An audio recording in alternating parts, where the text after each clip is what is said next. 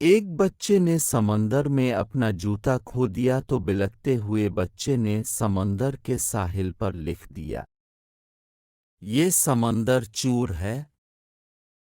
کچھ ہی فاصلے پر ایک شکاری نے سمندر میں جال پھینکا اور بہت سی مچھلیوں کا شکار کیا تو خوشی کے عالم میں اس نے ساحل پر لکھ دیا۔ سخاوت کے لیے اسی سمندر کی مثال دی جاتی ہے۔ ایک غوطہ خور نے سمندر میں غوطہ لگایا اور وہ اس کا آخری غوطہ ثابت ہوا۔ کنارے پر بیٹھی غمزدہ ماں نے ریت پر ٹپکتے آنسوں سے لکھ دیا، یہ سمندر قاتل ہے۔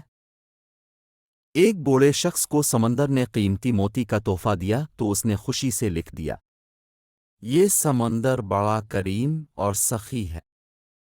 پھر ایک بہت بڑی لہر آئی اور اس نے سب لکھا ہوا مٹا دیا۔ لوگوں کی باتوں پر کان مت دیرو، ہر شخص وہ کہتا ہے جہاں سے وہ دیکھتا ہے۔ خطاؤں اور غلطیوں کو مٹا دو تاکہ دوستی اور بھائی چارگی چلتی رہے۔